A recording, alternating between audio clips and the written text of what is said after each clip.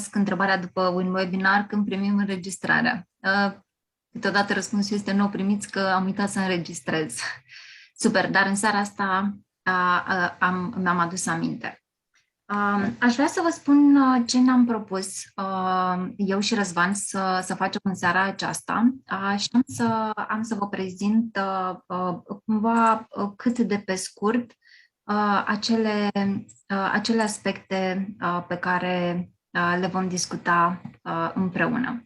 După cum știți, întâlnirea din seara aceasta se numește Reprogramează-te pentru potențialul tău divin.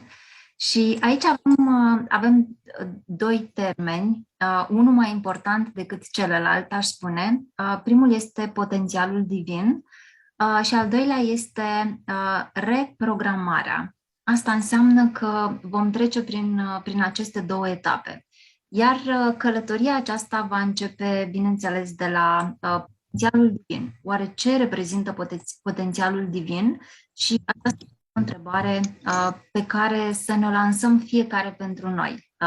Și obiectivele pe care mi le-am propus sau etapele pe care mi le-am propus să le parcurgem în seara aceasta sunt, în primul rând, ce este potențialul divin și cum să ajungem fiecare dintre noi la el. Apoi apare întrebarea: ok, am înțeles ce este potențialul meu divin, dar ce sunt între mine și potențialul meu divin? Care sunt blocajele pe care le am și ce pot să fac ca să ajung aproape de el, ca să-l îndeplinesc? Și ajungem în felul acesta la credințele limitative, la această programare despre care vorbea Răzvan mai devreme. Și această programare este practic ceea ce ni s-a întâmplat în primii 7 ani de viață. Atunci creierul nostru este efectiv ca un burete, este într-o frecvență cerebrală care se numește teta și imaginați-vă un burete pe care îl băgați în apă. Absoarbe absolut tot ce vede în mediul înconjurător. Sau, ca să folosim o altă metaforă, este ca un calculator care este programat cu niște programe care apoi rulează în subconștient. O să punem puțin accent pe aceste credințe limitative și apoi o să ajungem în direcția în care o să ne punem întrebarea: ok, ce putem să facem cu ele? Ce putem să facem să scăpăm de ele sau să le limităm activitatea asupra noastră? Și în felul acesta o să ajungem și la schimbarea care ține de noi.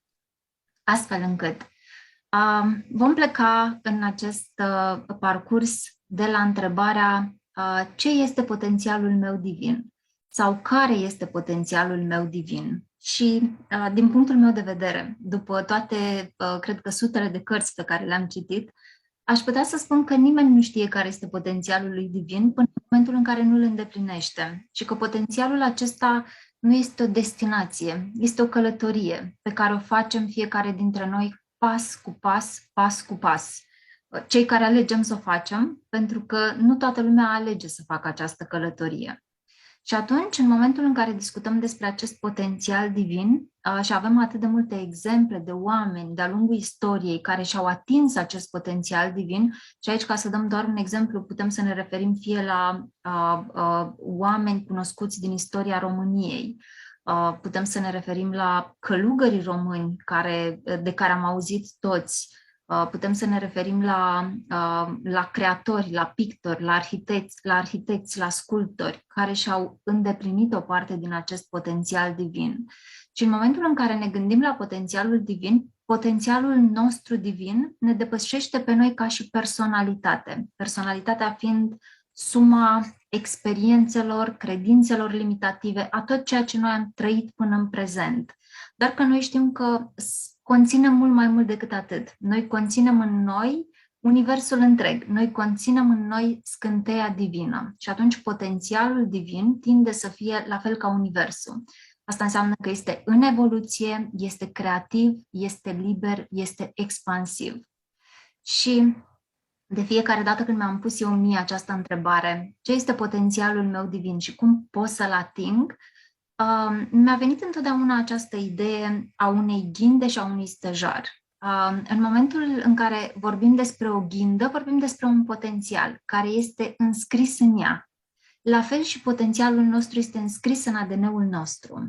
Potențialul divin al ghindei este să-și îndeplinească potențialul, asta însemnând să ajungă stejar, să ajungă un copac care să-și trăiască existența până la sfârșit și apoi să se transforme în ce să transforma. Și atunci, cred că și în cazul nostru, acest potențial divin este inscripționat în ADN-ul nostru. Motivul pentru care de atât de multe ori ajungem la această întrebare, bine, dar cum ajung la potențialul meu divin, este că de cele mai multe ori ne oprim în niște blocaje, ne oprim în niște credințe limitative, ne oprim într-un punct în care simțim că nu putem, în care simțim că nu putem să mergem mai departe. Potențialul nostru divin este inscripționat în ADN-ul nostru. Asta înseamnă că ghinda nu-și dorește să fie lebădă, nu-și dorește să fie pasăre, nu-și dorește să fie fag. Ghinda are inscripționat în potențialul ei divin să fie stejar. Și atunci cred că același lucru este valabil și pentru noi și că fiecare dintre noi a primit o serie de daruri, haruri, abilități cu care ne-am născut și acelea sunt direcțiile înspre care noi putem să mergem ca să ne dezvăluim acest potențial divin. Și dacă îmi permiți, Irina, o singură precizare, m-aș bucura să o spun apropo de potențiale, ceea ce este inscripționat în noi. Cred că dacă în ADN-ul ghindei este inscripționată informația de a deveni stejar, eu cred că în om este inscripționată potențialitatea de a deveni om cu o mare.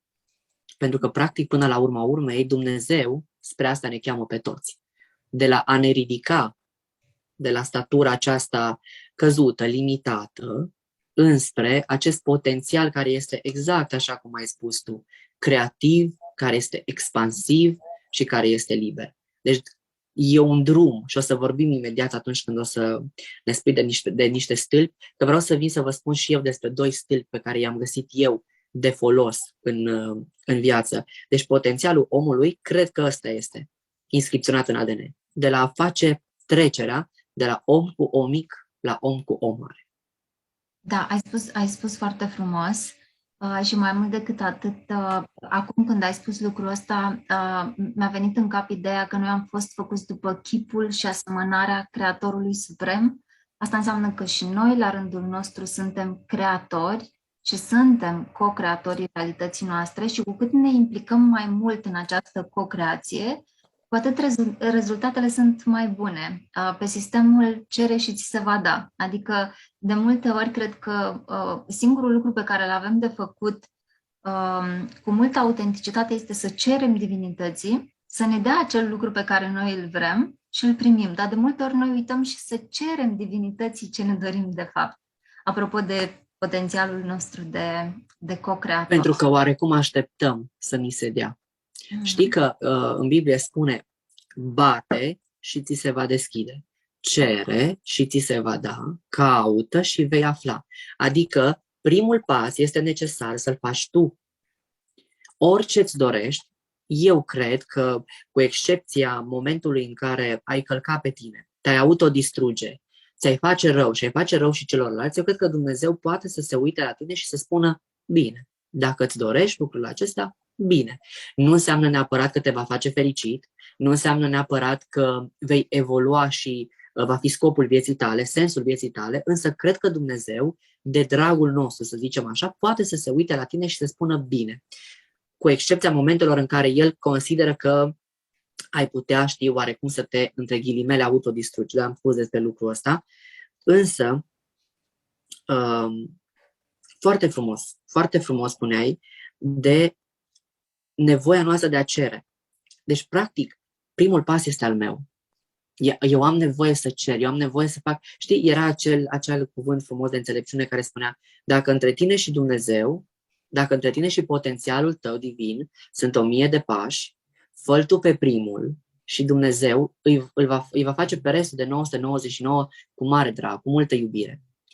Însă primul pas este întotdeauna al nostru. De asta este un pic mai greu, pentru că așteptăm să ni se dea, pentru că avem impresia că cineva este obligat să ne dea, că universul este obligat, că partenera sau partenerul, că al nostru copil este obligat să ne ofere ceva.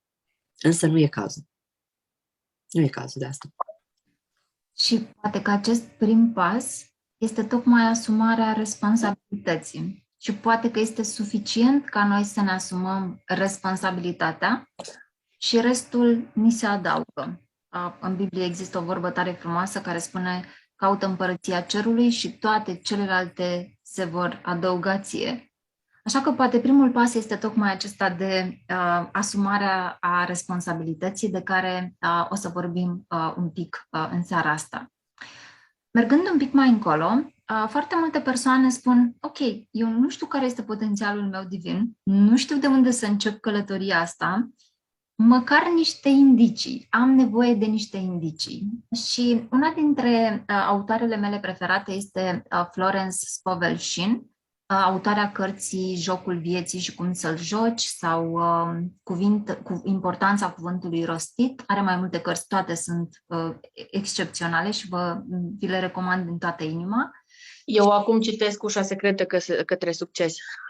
Ușa secretă către succes, da, o altă carte minunată de-a ei, super. Și Florence Scovel Shinn, în cărțile ei, spune că în viața fiecăruia dintre noi există 4 stâlpi fundamentali. Adică, chiar dacă nu ne găsim potențialul divin cu mintea analitică, că dacă îl căutăm cu inima, sigur îl găsim, putem să ne ducem atenția în această direcție. Iar Florence spune așa: aceștia sunt sănătatea, și cred că sunteți de acord cu mine că sănătatea este una dintre cele mai importante comori pe care noi le avem, alături de timpul nostru. Apoi zona de prosperitate, să avem suficient cât să ne permitem ceea ce ne dorim și ceea ce avem nevoie, pentru că prosperitatea înseamnă într-o formă sau alta libertate și înseamnă că ne dăm voie să simțim că merităm să primim. Universul, Dumnezeu, ne dă doar atunci când noi simțim că merităm să primim, apropo de credințele limitative. Apoi avem nevoie de iubire, avem nevoie de conexiune cu ceilalți, avem nevoie de relații și bineînțeles că în această categorie intră prieteni, familie, activități sociale. Și apoi Florence vorbește despre exprimarea de sine perfectă, pe care eu o traduc ca și misiunea profesională, jobul ideal, activitatea cu care ne ocupăm timpul. M-aș bucura dacă ești de acord să ne oprim un minut aici. Sigur. Pentru că ai spus că realizarea potențialului nostru divin este practic o călătorie și nu neapărat o destinație.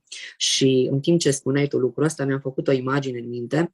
Este exact același lucru ca în cazul copiilor. Avem nevoie, pentru a putea să parcurgem această călătorie, avem nevoie de niște stâlpi, exact cum ai spus tu, dar de niște stâlpi de rezistență, de siguranță. Imaginează-ți, și vă invit să vă imaginați cu toții, că al vostru copil sau voi urcați pe bicicletă și căutați să traversați un pod. Am garanția că nu vă veți simți în siguranță sau nu ați simțit că al vostru copil este în siguranță dacă nu există niște stâlpi de protecție de o parte și de cealaltă a podului. Mă auziți, da? Da. Nu știu dacă, cred că s-a blocat Nu se aude. imaginea. Bun. Și atunci, în călătoria noastră spre acest potențial divin, cred că cei 2 stâlpi ai rezistenței pe care i-am simțit în timp ce ne prezentai tu, Irina, sunt 1. Prezența, adică îmi doresc să trăiesc viața aici și acum. În nici într-un caz eu nu pot să ajung la potențialul meu divin, nu pot să mă simt împlinit, nu pot să mă simt în armonie cu mine și cu ceilalți atunci când eu trăiesc în trecut și cu siguranță atunci când eu trăiesc în viitor. Indiferent în ce timp vom alege să alergăm, în trecut sau în viitor, din păcate vom suferi. Asta este rezultatul, suferința. De ce? Pentru că întotdeauna trecutul va aduce cu el nostalgie, are o semnătură chimică a nostalgiei și nostalgia mai devreme sau mai târziu ne va întrista, din păcate, și viitorul are o semnătură chimică de frustrare. O să vorbim un pic despre ce înseamnă să ne imaginăm viitorul, să ne vizualizăm viitorul, însă nu în modul în care eu vorbesc acum. În momentul în care noi spunem ce frumos ar fi dacă aș trăi și eu așa ca nu știu cine, sau ce frumos ar fi dacă aș avea și eu noroc, sau ce frumos ar fi dacă peste nu știu câți ani îmi voi îndeplini acel vis. Te simți frustrat, te simți mic, te simți imposibil. Deci, nici în trecut și nici în viitor, din păcate, noi nu putem să trăim la potențialul pe care Dumnezeu l-a pregătit pentru noi. Deci eu cred că prezența, a trăi în aici și acum, este unul dintre stâlpii de rezistență care să ne ajute să mergem pe această cărare înspre realizarea de sine. Și cel de-al doilea stâlp de siguranță este cunoașterea. Adică eu am nevoie să știu cine sunt eu și ce vreau eu. Știi, de obicei oamenii care habar n-au cine sunt, nu știu ce își doresc, se gândesc că pe fie ce-o fi, cine sunt eu? Păi, eu sunt cine să fiu, ce să fiu eu? De obicei oamenii aceștia, te poți uita și la ei pe stradă, sunt oameni care limbajul lor non-verbal indică micime, indică retragere, sunt oameni care pur și simplu doar balează între extreme, între rigiditate, în haos și n-au o țintă exactă. Deci avem nevoie de prezență și avem nevoie de cunoaștere. Am nevoie să știu cine sunt, ce vreau, să fiu aici și acum și pe parcursul călătoriei mele mă voi lovi de niște bolovani, să zicem așa, de niște obstacole care spun, ia mai stai un pic aici. Nu poți să mergi mai departe, nu ești în stare să mergi mai departe. Și ce sunt acești bolovani? Exact credințele noastre limitative. Deci mă bucur că ai menționat acești 4 stâlpi ai vieții și eu cred că putem să adăugăm și acești 2 stâlpi în așa fel încât să putem cu adevărat să mergem în siguranță. Că știi că sunt oameni care bâșbâi, au senzația, oare e bine aici, oare nu e bine. Nu, în momentul în care știu că sunt prezent, știu cine sunt și ce vreau, știu concret că am o direcție. Că direcția mai șerpuiește, nu e niciun fel de problemă. Important este că nu ies în decor. Cel puțin pentru mine asta este foarte important și pentru creier este de asemenea important să fie o stare de siguranță, o stare de predictibilitate, dacă vreți. Da, ai spus foarte frumos, Răzvan, și într-adevăr cred că aspectul de care am fost cea mai fascinată dintotdeauna a fost starea de prezență. Și dacă tot am intrat în starea de prezență, aș vrea să rog participanții noștri să facem împreună un scurt exercițiu. Și aș vrea să-i întreb dacă ei au vreo problemă, în general, dacă cineva de aici are vreo problemă.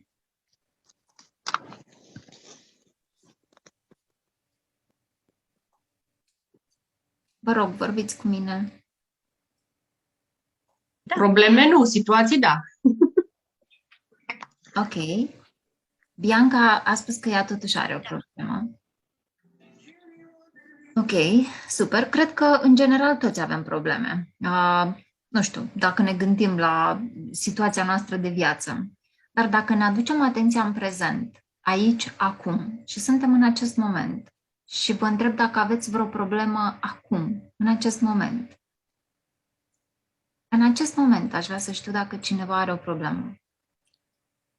În momentul aici și acum. În momentul acesta, eu mă bucur că particip alături de voi la 2 oameni minunați pe care îi respect și prețuiesc. Și uitându-mă la voi, îmi vine în minte ceea ce spunea Blaga. Eu nu ucid minunile care le întâlnesc în calea mea, în ochi, pe buze, ori morminte. Și mă opresc la ochi. Și mă uit la ochii voștri. Și în ochii voștri și ai tăi, Irina, și ai tăi, Răzvan, ție ți-am spus de mult, știi bine? Poate 2 stele. Este lumina voastră interioară, care acum veniți și o puneți în palmă și ne oferiți nouă. Și pentru asta vă sunt recunoscător. Deci, cu alte cuvinte, Dorin, dacă ar fi să-mi răspunzi cu da sau nu, în momentul de față ai sau nu o problemă, concret. Deci, în momentul acesta, ora 19:27, exact. Nu am nicio problemă. Exact, despre asta este vorba. Continuă, Irina, și apoi o să fac eu o paranteză, te rog. Da, dacă o să fiți foarte atenți la voi, la un moment dat, la curs, participanții mi-au mai spus, Irina, dar trebuie să merg la baie, să fac pipi. E o problemă, că mă scap pe mine. Și am spus, bine, de ce ar fi asta o problemă? Că te duci la baie și ai rezolvat-o. Adică nu e o problemă. O problemă e o situație care te poate afecta în vreun fel. O altă participantă mi-a spus la un moment dat, îmi este Ok, și este asta o problemă? Este o senzație corporală, firească, normală, pe care tu o simți în acest moment. Ar fi o problemă dacă ai fi undeva într-un deșert în Africa și n-ar fi pe lângă tine nicio sursă de mâncare. Dar în momentul ăsta, cu frigiderul la 2 pași lângă tine, asta nu este o problemă. Asta ce înseamnă? Sau care este locul în care am vrut să vă aduceți? Să vă dați seama, să conștientizați faptul că în momentul prezent, noi oamenii nu avem niciodată nicio problemă. În afara momentului prezent, sunt convinsă că fiecare dintre dumneavoastră are provocări, situații, probleme peste probleme. Dar asta înseamnă că majoritatea dintre ele sunt construcții ale minții. Și de fiecare dată când o să intrați în problemele alea și o să vă gândiți, da, a fost un moment zilele trecute când n-am avut nicio problemă. La webinarul ăla, ce s-a întâmplat? Eram în prezent. O să vedeți că de fiecare dată când vă aduceți atenția în prezent și vă întrebați cu maximă sinceritate, am vreo problemă în acest moment? Răspunsul va fi nu.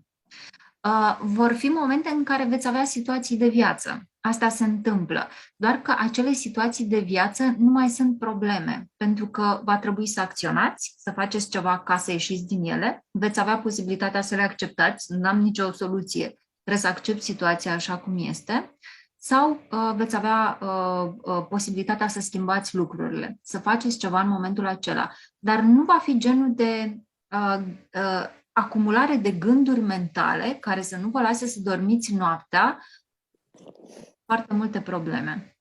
Și întrebarea următoare pe care eu mi-am pus-o a fost, ok, de ce ne face mintea tot felul de scenarii ca noi să avem probleme, în trecut sau în viitor?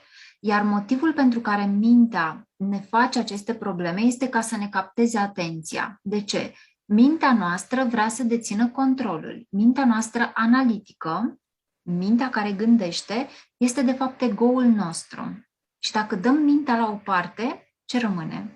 Rămâne esența noastră divină. Și de multe ori acest ecran care se pune între noi și esența noastră divină este acest filtru sau acest ecran plin de gânduri și de construcții ale minții, care călugării tibetani spuneau foarte frumos. Mintea noastră este ca o maimuță nebună, care sare din trecut în viitor, din trecut în viitor și cu orice preț vrea să evite momentul prezent. De ce? În momentul prezent, mintea noastră nu este importantă și ea vrea să fie cea mai importantă. Și cine vrea să fie important? Cine vrea să aibă dreptate? Să aibă ultimul cuvânt tot timpul? Ego-ul nostru. În momentul în care înțelegem mecanismul, ca prim pas, și în momentul în care facem efortul să ne readucem în prezent, iar și iar și iar, și am să vă rog să fiți atenți pentru că am spus să facem efortul, și în primă instanță este un efort, acela va fi cel mai important efort pe care noi o să-l facem în toată viața noastră. Pentru că tot ce avem la dispoziție mereu este momentul prezent. Iar momentul prezent este conectarea cu divinitatea. Este conectarea cu potențialul nostru divin.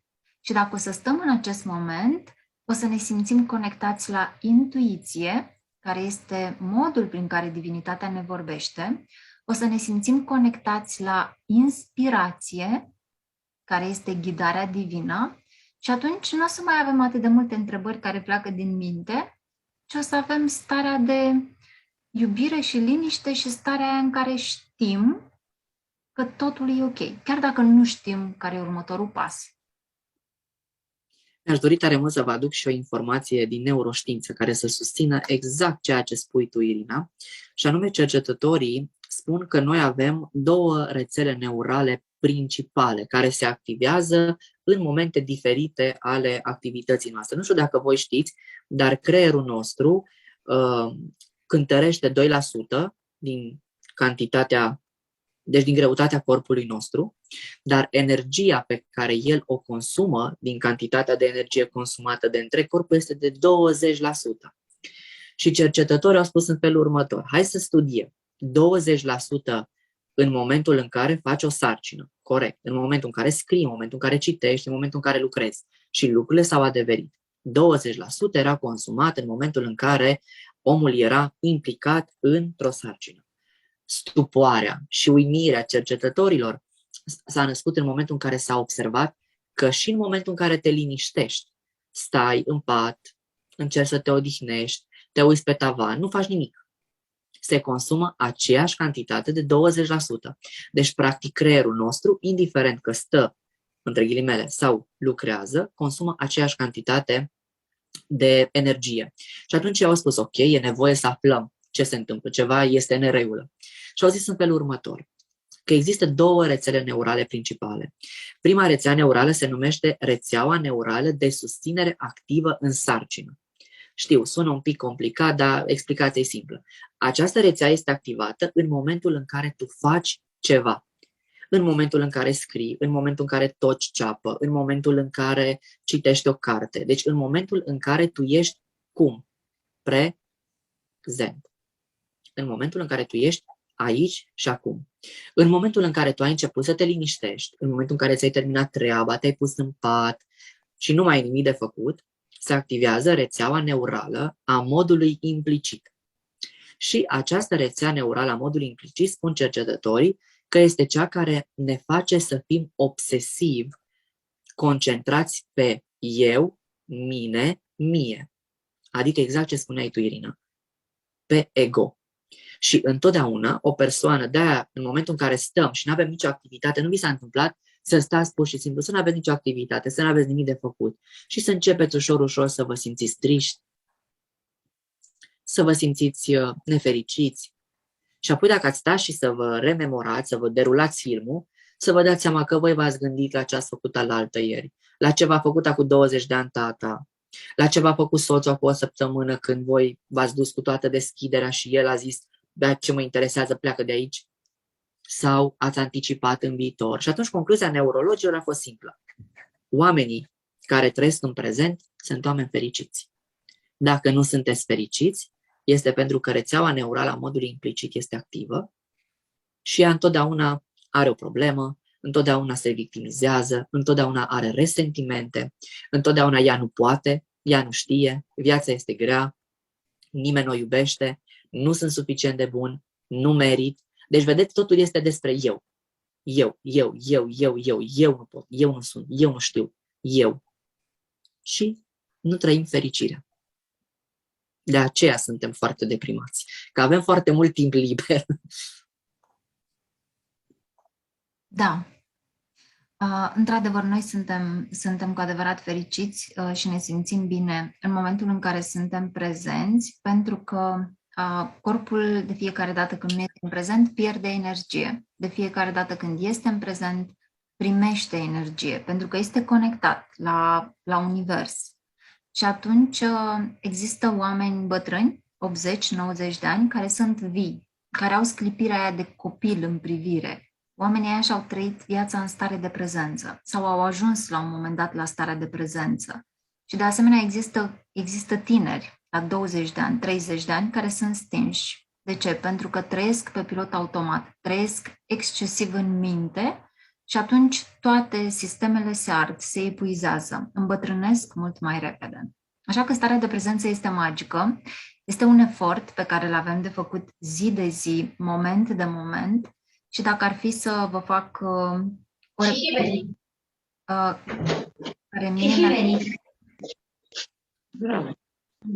care mie mi-a schimbat viața, ar fi să vă recomand cartea Puterea prezentului a lui Eckhart Tolle. Găsiți acolo mai multe informații decât aveți nevoie și este o carte minunată.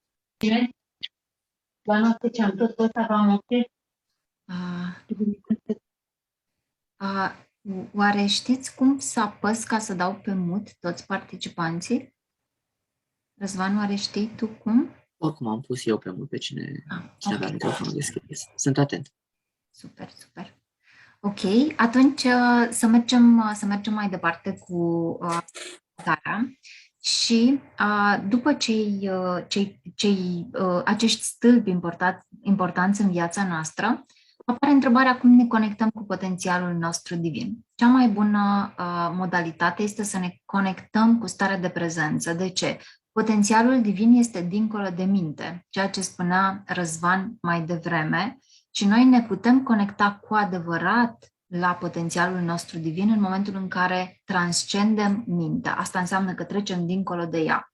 Și modalitățile prin care noi ne putem conecta sunt intuiția, inspirația, care nu sunt altceva decât ajutorul divin pe care noi îl avem. Și apoi un alt mod în care putem să ne mai conectăm la potențialul nostru divin este creând coerența dintre inima și mintea noastră și creierul nostru.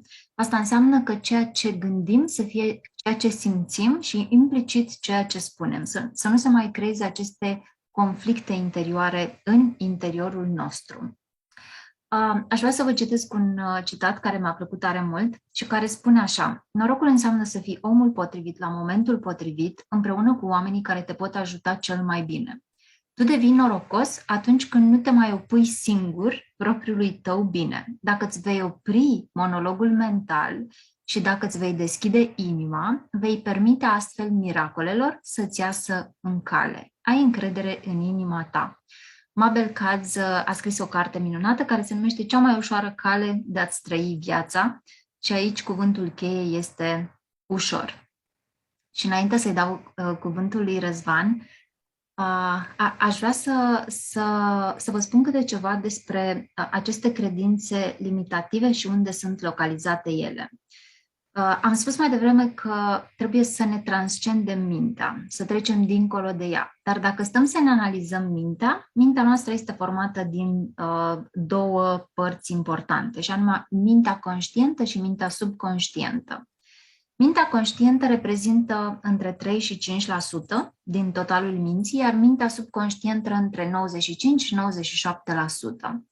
Ei, gândiți-vă că toate aceste credințe limitative despre care noi vorbim sunt în mintea subconștientă. Asta înseamnă că noi nu le vedem.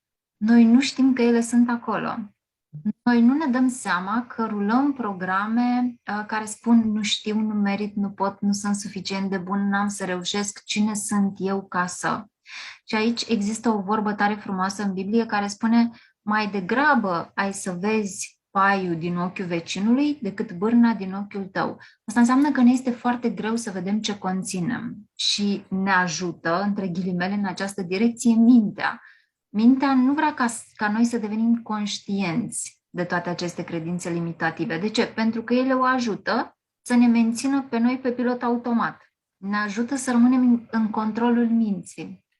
Și în momentul în care vorbim despre aceste două aspecte, mintea conștientă și mintea subconștientă, gândiți-vă că noi în fiecare zi avem între 60.000 și 90.000 de gânduri. Și dacă vă rog acum să scoateți o foaie de hârtie și să scrieți cele 60.000 de gânduri pe care le-ați avut ieri, nu o să le scrieți, pentru că nu vi le aduceți aminte. Dar gândurile alea v-au creat realitatea. Și atunci acele gânduri care trec neobservate de noi, ne creează realitatea. Și cum ne creează realitatea? Gândurile determină modul în care noi simțim. Modul în care noi gândim și simțim determină modul în care noi acționăm, iar modul în care noi acționăm este previzibil, pentru că 90% din toate gândurile pe care noi le avem sunt repetitive și asta ne determină personalitatea, realitatea personală. Da, ceea ce gândim ne creează viața. Și aici am citat un pic din Dr. Joe Dispenza. Răzvan? Mi-a plăcut foarte mult că ai spus un lucru. Cum te conectezi la potențialul tău divin și ai spus aducând coerență între inimă și creier. Și acest cuvânt coerență a rezonat foarte puternic în interiorul meu pentru că acum vreo săptămână am citit un exercițiu practic prin care efectiv așa spunea neurocercetătorul cum să produci coerență între inimă și creier. Și el spunea în felul următor, că este foarte simplu, că vezi de multe ori când ne gândim, având în vedere că acest cuvânt prezență este extraordinar de folosit în ultima vreme, avem impresia că e o chestie atât de grea, că e o chestie așa de complicată, că noi niciodată nu o să putem să ajungem acolo, pentru că, uite, eu am atâția copii, am treburi, când am eu timp să fiu prezent? Da? Și acest neurocercetător, vă recomand, se numește Dawson Church, spune în felul următor, aducem coerență între inimă și creier printr-o tehnică de respirație. Iar această tehnică de respirație se numește respirația în 6 timpi. Și el spune în felul următor, foarte simplu, inspiri și numeri până la 6, expiri și numeri până la 6.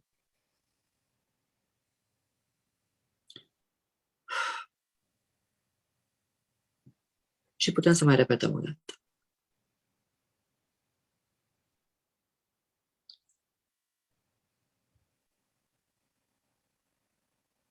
Și dacă ești cu adevărat conștient de tine, îți dai seama că deja începi să te liniștești. Și ăsta este primul pas. Iar eu de acolo imagini din studiile pe care le-am întreprins, cum undele cerebrale se linișteau. Pur și simplu se vedea o scădere a celor unde beta, ce știm că sunt undele pe care noi funcționăm, uite, în momentul de față, și când omul a respirat în 6 timpi, lucrurile au devenit un pic mai coerente. Categoric, că nu după 2 respirații vei realiza o punte, că zice Părintele Arsenie Boca, cea mai lungă cale este între minte și inimă. Însă ai făcut o scară, ai făcut un pas. Este cu adevărat mai mult decât nimic. Și din această totalitate de 60.000 de gânduri pe care le avem în fiecare zi, eu cred că avem din ce în ce mai multe gânduri, că înainte ne dura cam 7 secunde posibilitatea noastră de a fi concentrați pe un gând, acum cercetătorii spun că a scăzut pe la 5 secunde. Din aceste 60.000 de gânduri avem un total de 90% negative, o să fie rău, da? Și 10% pozitive, nu? Și din cele 90% negative, 75% dintre ele nu se vor întâmpla niciodată. De unde noi suntem dornici de a fabula. Suntem niște regizori foarte buni. De aceea ni se spune că noi suntem regizorii vieții noastre și cu adevărat suntem regizorii vieții noastre. Însă, uite, ne cam place să construim drame, ne cam place să construim thrillere, SF-uri. Nu ne place să construim comedie, nu ne place să construim poate romance, nu. Ne place să construim drame, ne place drama și apoi ne întrebăm de ce nu se vând biletele la filmul nostru, de ce nu sunt oameni care să vină în jur. Pentru că oamenilor nu prea le place drama sau sunt foarte focusați pe drama din viața lor, pe a-și crea propria dramă. Deci ne construim, suntem cu adevărat niște regizori și dacă vrei putem să mergem să vorbim despre personalitate. Da, și aș vrea să vă mai citesc înainte un citat pe care l-am descoperit astăzi și în momentul în care l-am citit am spus, ok, l-am citit pentru webinarul de diseară. Și spune așa: de ce rulează la infinit amintirile din subconștientul nostru? Ele reapar la suprafața conștiinței noastre pentru a ne oferi ocazia de a ne asuma în proporție de 100% responsabilitatea pentru existența lor și a ne detașa de ele. Atunci când facem acest lucru, noi oferim practic divinității permisiunea de a șterge aceste amintiri și de a ne elibera de ele. De fapt, ceea ce noi numim probleme nu sunt altceva decât oportunități. Și am citit din Cea mai ușoară cale de a-ți trăi viața și, într-adevăr, aceste programe, tipare, credințe limitative reapar. Doar că noi trebuie să le observăm. Asta înseamnă stare de prezență, primul pas, și apoi să ne asumăm responsabilitatea că noi le-am creat. Poate nu le-am creat ieri, alaltăieri sau conștient, dar noi le-am creat. Asta înseamnă că în momentul în care ne asumăm responsabilitatea, noi oferim divinității permisiunea de a le șterge și scăpăm de ele. Cât de simplu este. Răzvan, ți-a plăcut? Așa e, da. Cred că se potrivește, e un rezumat extraordinar a întâlnirii de astăzi și așa este. Așa este. Avem aceste binecuvântări, putem să ne bucurăm de ele. Știi, era acea imagine frumoasă cu doi copilași ce călătoreau într-un autobuz. Unul se uita într-o parte, unul se uita într-alta. Celălalt vedea stâncile, celălalt vedea câmpul cu flori. Este alegerea ta unde te uiți. Pentru că, de fapt, noi nu suntem ceea ce ni se întâmplă. Noi suntem ceea ce trăim, modul în care reacționăm la ceea ce ni se întâmplă. Și toate lucrurile astea ne formează personalitatea noastră. Căci, practic, aici vrem să ajungem, pentru că noi ne dorim. Și neurocercetătorii spun, da, oamenii își doresc să se schimbe. Și cu adevărat, de ce nu pot să facă această schimbare? Pentru că se lovesc de personalitatea lor. Și cam asta este continuarea discuției noastre din această seară despre personalitate, care, după cum știm, este reprezentată de totalitatea tuturor credințelor sau a schemelor cognitive pe care le avem despre noi și despre lume. Și aceste credințe pe noi ne pot ajuta în două moduri. Chiar este un ajutor. Fie ne ajută să înflorim, adică avem o gândire pozitivă, să zicem așa, despre viață, constructivă, eu știu că pot, eu știu că reușesc, nu înseamnă neapărat că o să fie ușor, pentru că există și o gândire pozitivă toxică. Acea gândire în care tot timpul totul este roz și nu există negativitate, însă viața reală, viața noastră ne arată că da, există obstacole în calea noastră, există momente de eșec și că ele sunt inevitabile, însă este foarte important ce facem cu eșecul. Sau aceste scheme cognitive ne limitează viața. Și m-am întrebat, de asta am și ajuns în învățământ, cum se formează schemele noastre cognitive. Și toți cercetătorii vorbesc despre 3 etape importante. Prima perioadă, ce este acum studiată recent, este perioada intrauterină. Și așa cum am scris aici, tot mai multe studii vorbesc despre importanța stării pe care mama o are în cele 9 luni de sarcină, precum și mediul psihoemoțional în care aceasta trăiește. Fătul este conectat direct cu mama și experimentează direct toate trăirile acesteia. Și noi recomandăm, dacă vreți să aflați mai multe despre acest lucru, să citiți cartea Născut anxios de Daniel Keating pentru a aprofunda acest subiect, pentru că el demonstrează, din păcate, cu studii făcute pe orfanii din România, din păcate, ce înseamnă mediul și ce înseamnă ca un copil să se nască direct anxios, cu o metilare, așa se numește, a genei stresului. Adică omul nu mai este capabil să spună stop, nu se mai poate autoregla emoțional. Deci, practic, tot ceea ce trăiește mama, unii cercetători au ajuns până într-acolo încât să spună că nu sunt importante doar cele 9 luni pe care fătul le petrece în burtă, ci sunt importante și cele 9 luni premergătoare momentului zămislirii. Și atunci tot ceea ce mama trăiește în această perioadă se impregnează în ființa noastră. Și este un test care se numește testul sinelui sau diagrama sinelui, ce ne spune că noi de fapt avem 3 sine. Avem un sine real, unde avem toate potențialitățile pe care Dumnezeu le-a pus în noi. Avem un sine rănit, unde avem toate rănile emoționale și un sine afișat. Adică modul, masca pe care noi o punem pe figură, în așa fel încât să ne protejăm de dureri. Cea de-a doua perioadă sunt primii 7 ani de viață, când creierul copilului este în starea teta și se comportă precum un burete, da? Care absorbe absolut toate informațiile despre el și despre mediu și le integrează în structura ființei sale fără a judeca. Este bine, nu este bine, este adevărat, nu este adevărat. Subconștientul nu cunoaște negația, subconștientul nu știe de glumă și atunci când facem acele glumițe cu copiii, ce urâțel ești, ce grăsuță ești, mănânci ca un porcușor, ești așa prostuță. Toate aceste informații se duc în subconștientul copilului și îi creează, deci asta este lucru care m-a fascinat, îi creează concret arhitectura creierului. Deci absolut tot ce trăiește copilul în primii 7 ani de viață îi modelează arhitectura. De asta am spus că creierul copilului, ființa copilului este calutul, iar adultul din jurul său este olarul ce modelează. Și restul vieții este a 3-a perioadă în care încă se pot forma scheme cognitive și putem să dobândim noi credințe despre sine sau despre lume prin traume, de exemplu, da? Prin lucru conștient cu noi și acest lucru este datorat principiului revelației neuroștiinței și anume faptul că creierul nostru este neuroplastic.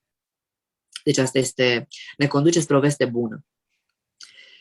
Indiferent, și asta o spun, de exemplu, lucrez foarte mult cu educatoare, lucrez foarte mult cu părinți care vorbesc despre atașament, au probleme de atașament.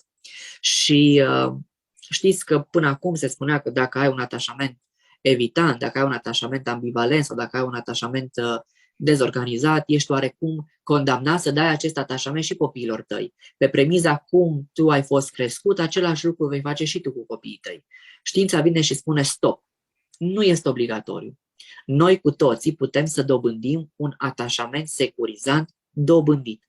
Cum? Trăind în prezent și făcând sens cu privire la povestea vieții noastre. Deci un om care alege să trăiască în prezent, reușește să facă sens cu privire la trecutul lui, Un om care, din contră, fuge de el, va căuta cât se poate de mult să-și ascundă trecutul, să nu se mai gândească la el, să spună că nu l-a impresionat, nu l-a afectat, însă, din păcate, să repete aceleași lucruri pe care le-au făcut părinții lui, pe care le-au făcut adulții de referință.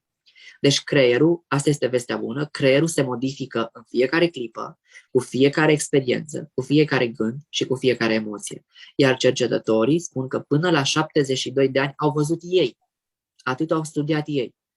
Există posibilitatea ca noi să ne schimbăm creierul. Dacă ne schimbăm creierul, ne schimbăm viața. Și eu lucrez în principal cu 2 credințe limitative care ne țin captivi și eu cred că aceste 2 credințe nu sunt suficient de buni și nu pot, nu merit și nu sunt capabili. Și cele 2 credințe activează 2 stări diferite. Prima este starea de salvator și a doua este starea de victimă. Te rog, Irina, dacă vrei să discutăm. Ai spus foarte frumos ceea ce ni se întâmplă, da? Pentru că putem să spunem, putem să avem întrebarea, ok, eu nu sunt vinovată pentru ce a trăit mama mea cu 9 luni înainte să mă conceapă, în cele 9 luni de sarcină, adică cum aș putea să-mi asum eu responsabilitatea pentru ceva ce nu am creat? Și de multe ori noi tocmai asta facem. Cum aș putea să-mi asum eu responsabilitatea pentru ce s-a întâmplat în primii 7 ani de viață? Și există foarte multe situații, din păcate, în care oamenii au fost abuzați în primii 7 ani de viață, în care au trăit situații extreme, au fost bătuți, au fost abuzați dincolo de abuzul verbal, abuzați fizic. Și atunci astea sunt cele mai dificile situații în care persoana are tendința să dea vina, să spună mi s-a întâmplat acest lucru. Este vina, nu știu, e vina mamei, a tatălui, a bunicului, a cui o fi vina și de multe ori apare și împotrivirea față de divinitate. Cum a putut să permită Dumnezeu, dacă El există, ca mie să mi se întâmple așa ceva? Asta înseamnă că prima dată apare o stare de revoltă. Și cumva, în ceea ce privește credințele limitative, în momentul în care conștientizați că aveți o credință limitativă, care poate fi sunt zgârcit, sunt invidios, nu sunt suficient de bun, nu merit să fiu iubit sau orice altă credință, în momentul în care apare conștientizarea, care apare din starea de prezență și observarea a ceea ce se întâmplă în interiorul tău și în exteriorul tău, atunci furie. Și starea de furie este un pas normal, pentru că mai departe starea asta de furie indică faptul că trebuie să facem pasul următor, care este acceptarea. Trebuie să acceptăm că că simțim starea respectivă. Iar această acceptare este tocmai asumarea responsabilității. Și de multe ori eu spun așa, ok, am plecat de la premisa asta, cum să-mi asum responsabilitatea pentru ceva ce nu mi-aparține? Într-o formă sau alta ne aparține. Pentru că dacă noi credem cu adevărat în divinitate, Dumnezeu, în energia universală, atunci noi credem că înainte de orice suntem ființe divine. Și cumva, eu vă spun sincer, nu cred că viața noastră se rezumă la acești ani pe care noi îi trăim pe pământ. Eu cred că sufletul nostru are o călătorie mult mai mare pe care o parcurge și de care noi suntem conștienți într-o mică măsură. Și atunci sunt multe lucruri pe care nu le înțeleg cu mintea rațională, dar le simt și simt că există un motiv mai întemeiat decât cel care pot să-l înțeleg eu. Ca să vă dau un exemplu, și am să duc puțin discuția în altă direcție. De multe ori avem tendința să judecăm alți oameni. Îi judecăm și spunem așa, nu înțeleg cum persoana asta poate să facă nu știu ce. Mi se pare revoltător. Și vine universul și ne dă un ghiont și ne pune fix în situația respectivă. Și ne trezim în situația respectivă și spunem, ce nasolei. Da, îl înțeleg și eu m-am purtat de 10 ori mai rău decât s-a purtat el în situația asta. Și atunci ne cerem cumva scuze în interior și poate față de persoana respectivă că l-am judecat. Dar eu am ajuns la concluzia că ce sens are să judec oamenii și situațiile pe care nu le înțeleg, în contextul în care știu că de fiecare dată există un motiv suficient de bun pe care persoana respectivă îl are, pe care eu nu-l știu și nu pot să-l înțeleg. Și dacă eu mi-asum rolul de judecător, vine universul și mă pune în poziția lui. Poftim, înțelege prin ce trece. Și atunci merg pe varianta, sunt convinsă că există o explicație foarte bună, nu vreau să o știu, aleg să nu judec. Același și cu credințele limitative. Poate eu nu înțeleg călătoria integrală a sufletului meu, pentru că sunt aici să manifest de multe ori partea umană, să manifest călătoria asta, care poate fi doar o secvență din toată călătoria mea, ca ființă divină, și atunci lucrurile se duc în direcția de asumarea responsabilității. Și asumarea responsabilității nu înseamnă asumarea vinovăției. Sunt două stări total diferite. Și în momentul în care eu mi-asum responsabilitatea, îmi aduc toată puterea înapoi. Pentru că doar cu asumarea responsabilității eu am puterea să schimb lucrurile. Și în momentul în care mi-am asumat total responsabilitatea, nu știu, pentru faptul că sunt invidios, că sunt zgârcit, că sunt invidios, că sunt răutăcios cu ceilalți, poate nu înțeleg de ce. Nu mai aduc aminte, că nu știu ce s-a întâmplat în copilăria mea, la 2 ani, la 3 ani, la 4 ani, în burtică la mama. Ok, nu mai aduc aminte, dar pot să las lucrurile așa și pot să-mi asum responsabilitatea că vreau ca lucrurile să fie altfel în viața mea. Că vreau ca eu să mă manifest altfel. Și asta este ca o cerere pe care noi o facem divinității, ca lucrurile să se schimbe. Și da, apare furia, apare nevoia de acceptare, dar apare apoi și starea de eliberare, de bine. Pentru că noi, de fapt, ce am făcut? Am dat drumul, ne-am detașat. Și noi nu putem să dăm drumul decât în momentul prezent. Nu putem să dăm drumul din minte, nu putem să dăm drumul în viitor, nu putem să dăm drumul în trecut. Are sens? Total. Și mai mult decât atât, că dumneavoastră ați venit în seara asta la un webinar și titlul e foarte frumos și pompos. Să nu credeți că eu sau Răzvan avem toate răspunsurile. Nu, nici pe departe. Și cel mai bun răspuns se află în inima voastră. Acolo este. Nu este nici la mine, nici la Răzvan, nici la nu știu ce guru. Cercetător. Dacă îmi permiteți, este o delimitare foarte clară între minte și creier. Creierul, această mașină super, mega perfectă, are o mare imperfecțiune. Nu recunoaște ca timp verbal decât indicativul prezent. Deci dacă noi facem afirmații și vorbim, mergem în trecut, mergem în mintea noastră. Nu alimentăm creierul cu informații noi. Iar despre trecut nu sunt atât de înțelept ca să găsesc cuvintele. Adică sunt înțelept, sunt minunat, sunt foarte bun, dar totuși domnul Paller e domnul Paller. Poate că trenul pe care îl așteptăm nici nu există. L-am născocit noi ca să avem ce aștepta. Asta dacă vorbim despre viitor.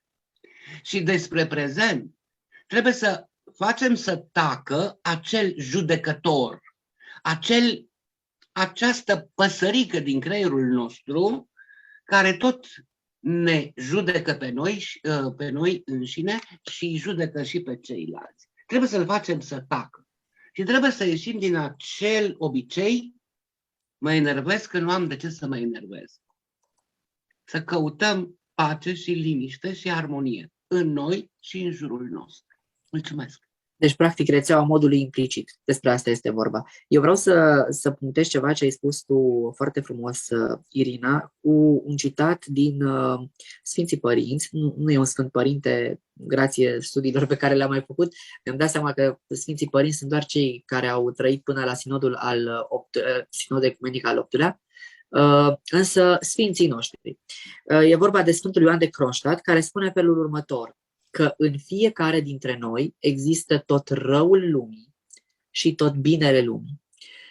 Diferența între mine și un criminal în serie, diferența între mine și un pedofil, ca să vă dau cele mai îngrozitoare scenarii ale vieții, este conjunctura. Acel om a ajuns într-o conjunctură în care el a activat, a manifestat crima, a manifestat abuzul. Eu încă n-am fost acolo. Exact ce spuneai tu, că te duce universul. Dacă judeci, Universul te duce ca să vezi cum este. Deci, da, noi conținem tot răul lumii noi conținem tot binele din lume noi. Ai mai zis un lucru foarte fain despre asumarea responsabilității și de ce este ea importantă și de ce fugim de această asumare responsabilității, pentru că asumarea responsabilității este singura stare a minții, dacă vreți, care naște compasiune. Și fără compasiune, eu nu pot să iert. Și dacă nu pot să iert, nu pot să mă eliberez. Și dacă nu pot să mă eliberez, nu pot să trăiesc în prezent. Atât de simplu. Și de ce ne este greu să facem asta? Pentru că cei mai mulți dintre noi ajungem să trăim ceea ce se numește sindromul de ziua a doua. Nu știu dacă ați auzit de acest sindrom, însă el spune felul următor. Pleci din punctul A până în punctul Z și te apuci tu așa, cu foarte multă energie, cu foarte mult curaj, cu foarte multă ambiție, să parcurgi acest drum. Ai luat-o la drum. Ai plecat, ți-ai făcut bagajele cu Dumnezeu înainte. Și parcurgi. Și vine o zi în care, a doua, în care este beznă. În tunelul din punctul A până în punctul Z este beznă. Și te uiți înapoi și îți dai seama că ai parcurs suficient de mult încât parcă nu te mai întoarce, nu? Dar totuși ești suficient de departe încât încă să nu vezi luminița de la capătul tunelului. Și acolo este punctul în care cei mai mulți se așează, se aruncă, se dau cu fundul de pământ și spun, pe mine Dumnezeu nu mă iubește, eu nu am noroc, eu nu pot, eu nu sunt capabil, pentru că n-au avut curajul să meargă puțin prin întuneric, acest întuneric cu care cu toții ne lovim de el, apropo de ce spune că nu avem noi toate răspunsurile, nu au avut curajul să mai facă 10, 20, 30 de pași până să vadă acel licăr de lumină. Și încă un lucru pe care vreau să-l punctez este diferența între simt și sunt. Este un consilier de dezvoltare personală pe care eu îl citesc, se numește Mike Robbins, care el spune, e ok ce simți, este în regulă. Și eu le spun copiilor, și asta e foarte important, să îi ajutăm pe copii și noi să ne autoeducăm, să spunem, este ok să simt orice, este ok să simt furie, este ok să simt frică. Pentru că știi ce facem de cele mai multe ori, Irina și dragilor? Băgăm sub preș ceea ce nu vrem, pentru că avem impresia că trebuie să trăim o viață perfectă și trebuie să fim perfecți. Trebuie să fim perfecți. Băgăm sub preș, reprimăm lucrurile care nu ne convin. Și am o veste, sentimentele îngropate de vii nu pierd niciodată. Și atunci îi învățăm pe copii, ne autoeducăm și Mike Robbins spune așa, îți dau voie să simți orice, poți să simți absolut orice. Și el spune în felul următor, chiar dacă eu mă simt rușinat, chiar dacă eu mă simt înfricoșat, eu nu sunt rușine, eu nu sunt fricos, eu nu sunt leneș, sau ce exemple ai mai dat și tu. Îmi dau voie să mă simt. A simți este firesc. Daniel Siegel spune că o emoție durează 90 de secunde. Dacă durează mai mult de 90 de secunde, este pentru că atașăm credințe, atașăm gânduri. Mulțumesc, nu vreau să mă lungesc foarte mult, pentru că știu că mai avem de prezentat. Iartă-mă.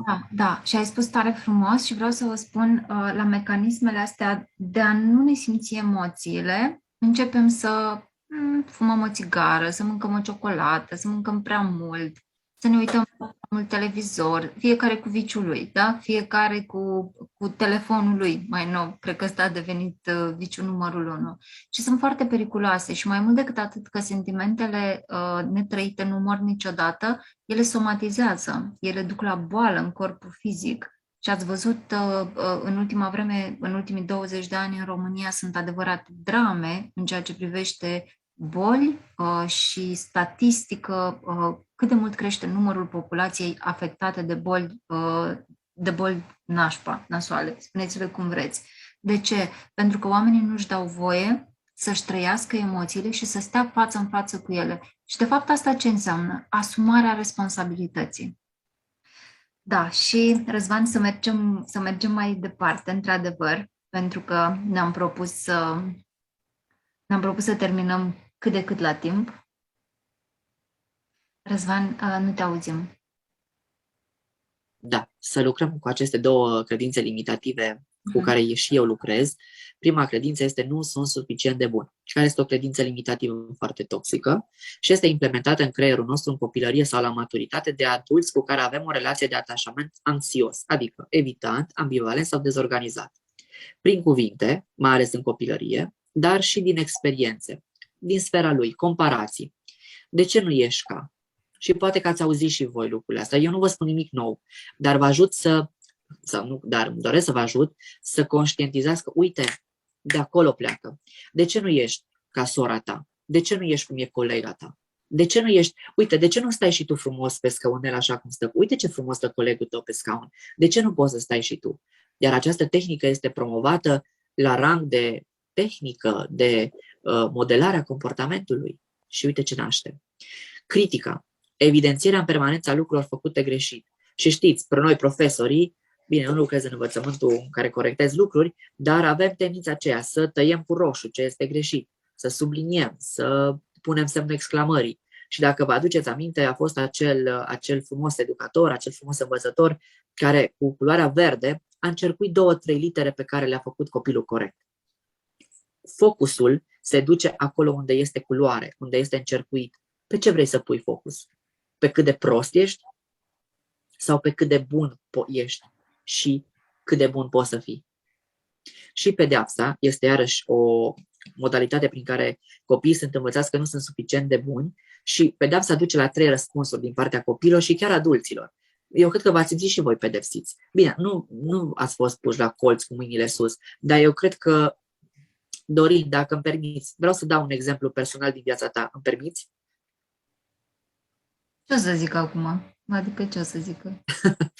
Pentru că este foarte recent, este foarte viu în mintea mea și cred că mă ajută foarte mult. Dacă nu vrei, nu. O să vorbesc despre altcineva. Nu, nicio problemă. Mulțumesc, Dorin. Modul în care copiii își pedepsesc părinții la maturitate. Nu-ți convine că nu te sun mai des? Nu te mai sun deloc. O săptămână nu te mai sun deloc. Ca să vezi cum este. E o modalitate prin care suntem pedepsiți, prin care nu ni se răspunde la SMS, prin care nu ni se răspunde la mail-ul și așa mai departe. Și pedeapsa duce la 3 răspunsuri. Primul răspuns este resentimentul. Nu este corect cum te-ai comportat cu mine. Pentru că să știți că pedeapsa, inclusiv la copii, este, n-are rost, nu vreau să intru în detalii ce se întâmplă în creierul copilului, însă este ineficientă. Și pedeapsa, ca să aibă efect, în timp trebuie să crească. Și la un moment dat copilul va fi cu un cap mai mare decât tine și o să zică, bine, și acum ce o să mai faci? Ce o să mai iei? Cu ce mă mai pedepsești? Și o să-ți dai seama că, de fapt, nu doar că relația ta cu copilul este praf, și că, din păcate, nici nu mai ai ce să-i mai faci copilului și el este șeful tău acum. Mai se poate ca pedeapsa să ducă la răzbunare. Îți arăt eu ție. Și cred că și voi v-ați lovit de copilașii voștri care îți arăt eu ție și a început lupta de putere, sau voi la rândul vostru i-a spus, nu, stai că îți arăt eu ție, da? Crezi că nu pot eu să fac? Nu, stai că îți arăt eu ție ce pot eu să fac. Du-te în camera ta. Sau nu ești mulțumit de cum vorbesc cu tine? Stai că îți arăt eu ție ce pot eu să fac. Și în ultimul caz, din păcate, Aș vrea să fac o scurtă precizare. Vedem că toate astea sunt mecanismele minții. Exact. Mecanismele minții, ăsta este pilotul automat. Așa funcționăm din credințele limitative subconștiente și nici măcar nu ne dăm seama cât de duri, cât de cruzi suntem cu ceilalți și ăsta este modul de operare al minții. Nu este al inimii, nu este al divinității, nu este al intuiției. Gata. Și a 3-a modalitate de răspuns la pedeapsă este retragerea. Și copilul sau adultul fie se va ascunde și va zice, lasă că data viitoare nu o să mă mai prinzi, ca să nu mai poți să mă pedepsești. Știți, v-ați ascuns de părinți ca să nu afle că fumați, că mergeți la petreceri. Eu știu de persoane care își băgau fusta în geantă ca să nu, și după aceea o luau pe ele. Da, interesant. Dar era o formă de retragere, de ascundere, pentru că știau că dacă sunt prinși de părinți, vor fi pedepsiți. Și, din păcate, lucrul cel mai greu este scăderea stimei de sine. Nu sunt suficient de bun. Nu. Orice aș face, nu sunt suficient de bun. Și o altă modalitate prin care putem să transmitem această credință este prin așteptări exagerate, care naște ideea de perfecționism. Și dacă avem aici persoane cărora articulațiile le dau de furcă, ce simt dureri pe la oase, pe la Așa, să știți că ăsta e motivul principal. Apropo de somatizare, când vrei ca totul să fie perfect, de ce vrei ca totul să fie perfect? Pentru că ți este frică de eșec. De ce ți este frică de eșec? Pentru că atunci ți se confirmă acea voce care ți-a spus în permanență, nu ești suficient de bun. Mai ai un pic de făcut, un pas, dar totuși nu ești suficient de bun. A doua credință foarte puternică este credința nu pot, care este tot o credință toxică. Apropo, credința nu sunt suficient de bune ne transformă în salvatori. Atât. Credința aceasta nu pot ne transformă în victime. Și ne ține starea de victimă, așa cum am zis, și se activează atunci când alții fac lucruri, acolo am scris lucruri, scuzați-mă, lucrez cu copii și atunci e normal, mai pocim cuvintele, se întâmplă, iertați-mă. Atunci când părinții fac lucruri în locul copiilor sau alții, avem o soră, avem pe soțul, eu cunosc părinți care își pun copiii să facă lucruri în locul lor. Du-te și fă asta, du-te și fă asta. Deci este o formă de reproducere a aceluiași mediu în care eu nu pot. Deci părinții care sunt hiperprotectori, părinții care își încalță copiii la 6 ani, care le dau mâncare în gură, care fac lucruri în locul copiilor lor. Maria Montessori și Rudolf Dreikă spun așa: nu fă în locul copilului ceea ce poate să facă singur. Și suntem umiliți. Atunci când suntem umiliți, ne dăm seama că noi nu putem. Și când ne sunt minimalizate emoțiile. Nu mai plânge. Și cred că și voi vă spuneți unii altora lucrul ăsta. No, hai, nu mai plânge. No, hai, nu te mai tot. Lasă, fii pozitiv, zâmbește, totul va fi bine. Lasă, ce atâta tristețe? Ce crezi că o să rezolvi dacă ești trist? Hai, că uite-te, mor copiii de foame în Africa și tu vezi, Doamne, plângi pentru că nu ai reușit să-ți cumperi nu știu ce rochie sau nu știu ce papuși de firmă. E adevărat. Mor copii în Africa de foame. Este adevărat. Este o dramă. Însă ceea ce eu simt în momentul ăsta este foarte important pentru mine și este cel mai important ceea ce simt eu în momentul ăsta. Și nu e o formă de egoism. Pentru că dacă eu vă zice, ok, nu este important ce cred eu, hai să-mi ascund, să-mi arunc emoțiile la gunoi, atunci nu le voi permite nici celorlalți să-și arate emoțiile și vom trăi într-un mediu care se numește deșert emoțional. Nimeni nu simte nimic, dar cu toții căutăm. Astea sunt niște nevoi emoționale ale ființei. Căutăm conectarea. Ori conectarea nu există într-un mediu în care e deșert emoțional. Și atunci părinții au nevoie să învețe o lecție de aur din parenting. Și vă spun, indiferent câți ani au copiii, deci Dorin, așa, urechile ciulite, deschide urechea bine. E un joc de la grădiniță. Deschide urechea bine și e valabil pentru toată lumea. Eu le iau pe Dorin subiect de studiu că e prietenul meu și știu că nu se supără pe mine. Toate emoțiile copilului sunt acceptate, chiar dacă nu toate comportamentele generate de acestea sunt acceptabile. Așadar, vă invit ca în următoarea săptămână, dragilor, să vă acceptați toate emoțiile voastre. Ce simt în momentul ăsta? Simt furie? Îmi accept furia. Simt ură? Îmi accept ura. Simt deznădejde? Acolo e urât, dar îmi accept deznădejdea. Însă, asta nu înseamnă că mă voi duce și voi înjura, voi lovi, mă voi scandaliza. Doar îmi accept lucrurile astea. Și vedeți că atunci când accepti și în momentul în care găsești puterea să pui nume emoției tale, intensitatea acesteia va scădea. Simpla numire a unei emoții, răspunzându-ți la întrebarea ce simt eu acum? Simt furie. I-a scăzut intensitatea, zice Siegel, cu 48%. Fantastic! 48% doar pentru că ai puterea să spui pe nume unei emoții. Și aș vrea să vă aduc aminte de citatul cu care am început, și anume, niciodată nu este prea târziu să trăim o copilărie fericită. Și cred că Răzvan, prin toate ghidajele pe care ni le dă, ne duce fix în direcția asta. Mulțumesc. Să ne fie de folos. Și dacă vrei, te rog să citești tu efectele credințelor false. O secundă că văd că am pus pe stop. Vedeți prezentarea? Da, se vede. Super. Apare întrebarea, ok, ce se întâmplă în momentul în care apar aceste credințe? Apropo de credințe, noi nu avem doar credințe limitative. Am pus accent pe ele pentru că ele ne blochează. Noi avem și credințe potențatoare. Acele credințe care spun că poți, ai să reușești, ești suficient de bun, totul este posibil. Doar că pe noi ne interesează cele care ne blochează, iar aceste credințe care ne blochează, aceste credințe limitative le avem toți, într-o proporție mai mică sau mai mare. Asta înseamnă că într-o proporție mai mică toți simțim că nu merităm ceva, dar una e să simți că nu meriți 2% și una e să simți că nu meriți 90%.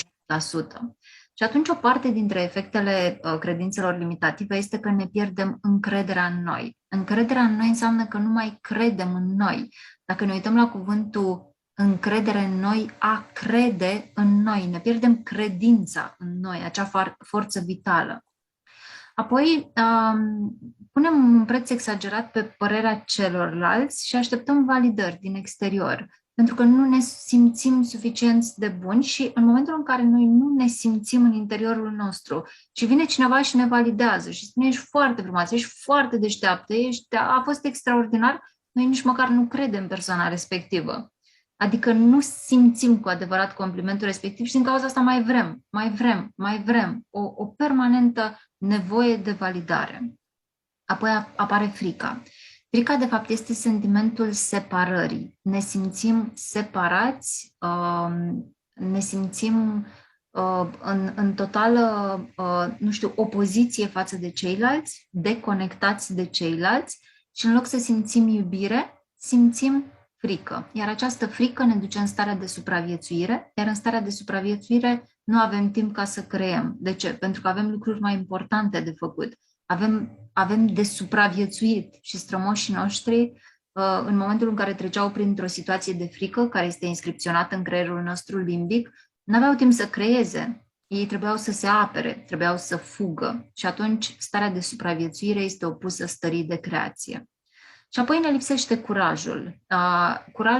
Lipsa curajului pleacă și din lipsa de asumare.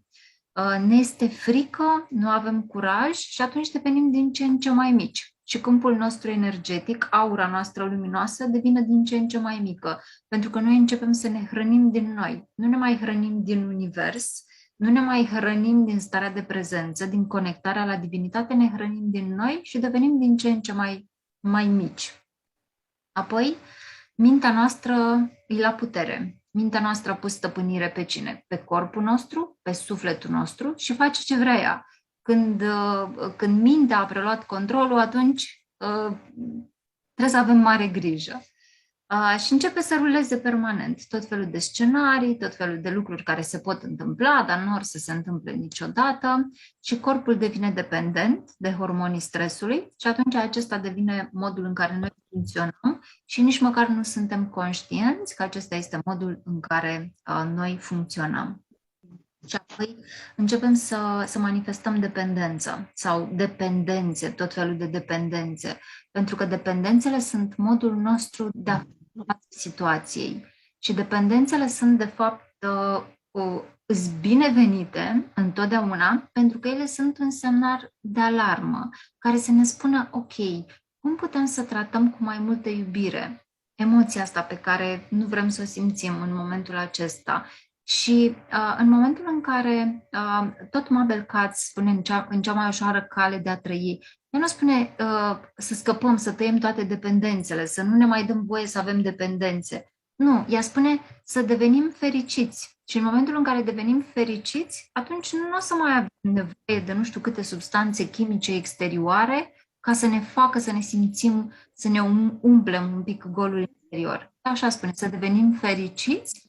Și atunci o să vedem că dependențele noastre dispar de la sine, pentru că starea noastră interioară o să fie diferită. Și bineînțeles că apar și dependențele în relații de alte persoane și cumva apare și starea în care este greu să spunem nu, pentru că noi vrem validarea celorlalți, ne este greu să ieșim din situații care ne fac să ne simțim mici, vinovați, rușinați, de ceilalți. De ce? Pentru că aceste stări ne reafirmă personalitatea noastră. Și noi, de fapt, în mod subconștient, vrem și persoanele și situațiile pentru că avem nevoie de acele chimicale ca să ne facă să simțim ceva. Și situația e tragică. Adică nu este ceea ce ne dorim, dar este ceea ce alegem ca să ne trezim din pilotul automat. Și vreau să vă spun că foarte multe persoane care au trecut prin situații de viață dramatice, accidente de mașină, veniți în cârje, veniți în scaun cu rotile.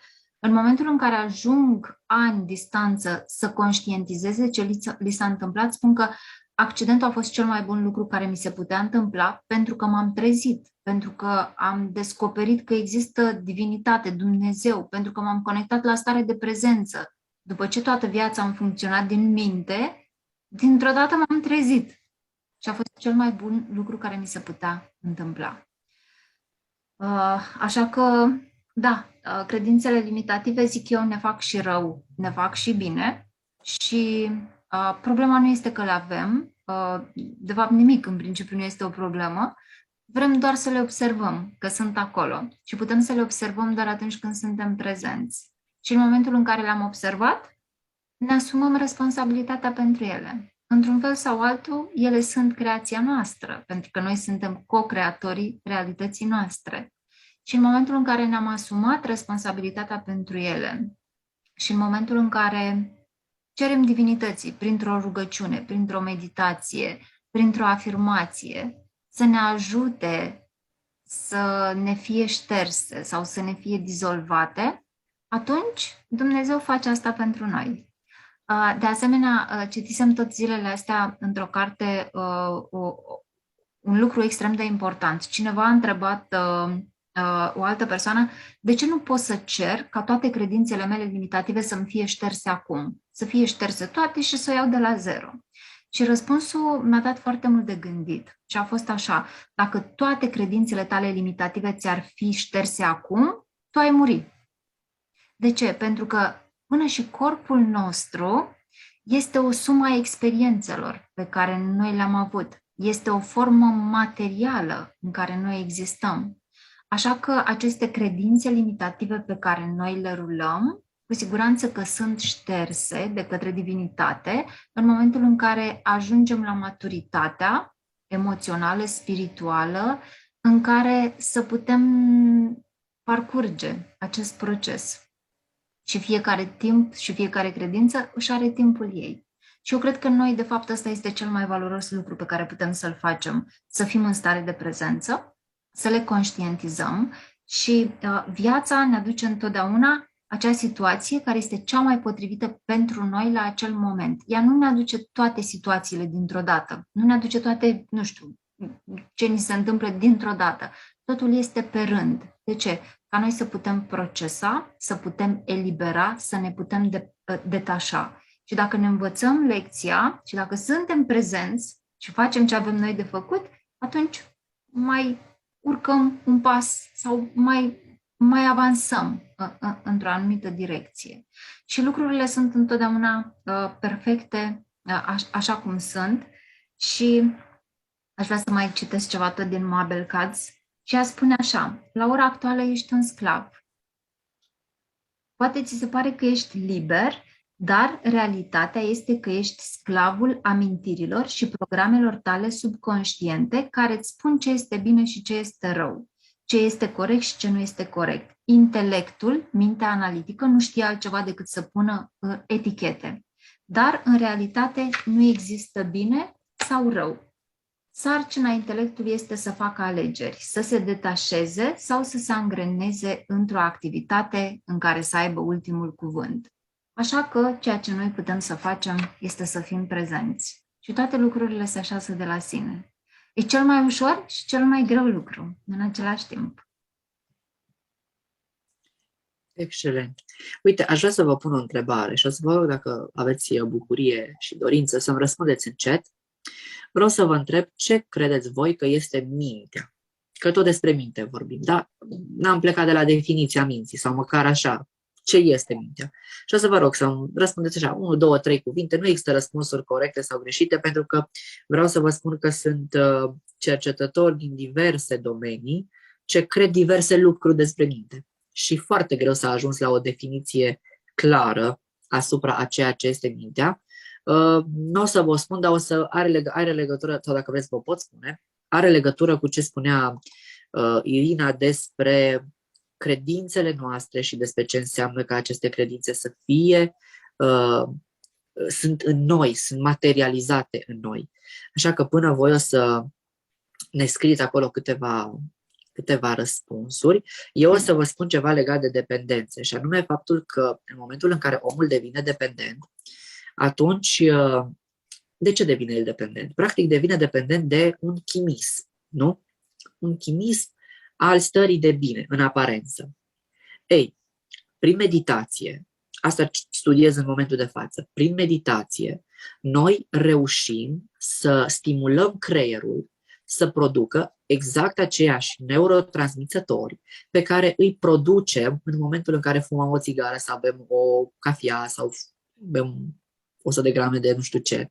Și este un acronim, m-am amuzat ieri foarte mult încercând să-l învăț, dar l-am învățat, nu am încercat, chiar am reușit. Acest acronim este Sondanobe. Nu, hai să bem. De Sondanobe și spune felul următor acronimul. S, creierul în meditație. Deci meditație ce înseamnă? A fi prezent, nu? Produce serotonină, O, ocitocină, N, norepinefrină, D, dopamină, A, anandamidă, NO înseamnă oxid nitric și B înseamnă beta-endorfine. Tot timpul îmi vine să spun beta-blocante, dar beta-endorfine. Deci, iată, este un cocktail de substanțe ce toate se produc în momentul în care noi stăm într-o poziție relaxată, închidem ochii, ne concentrăm pe respirația noastră, suntem în prezent, vizualizăm poate ceva sau poate nu vizualizăm. Însă, în acel moment, corpul nostru este inundat, este hrănit, poftim, de acele substanțe de care nu are nevoie dintr-o țigară, dintr-o relație abuzivă, pentru că una dintre cele mai nocive credințe false și limitative este că e rău cu rău, dar e mai rău fără rău. Eu cred că ați auzit-o și cred că măcar odată ați spus-o. Și Maica Siluana, veșnică, să-i fie pomenirea, a zis că asta este cea mai nocivă credință cu care omul poate lucra în viață. Pentru că rău este rău, noi trebuie să spunem răului pe nume și să nu ne facem frate cu răul, ci să spunem, mă doare că m-ai rănit.